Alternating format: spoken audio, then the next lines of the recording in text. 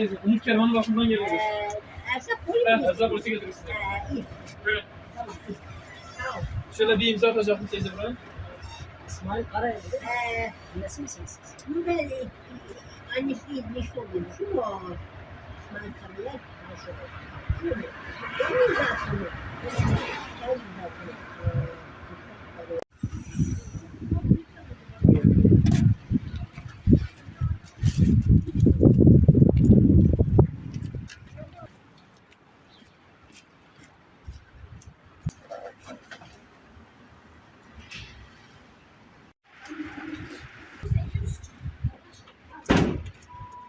Geliyoruz.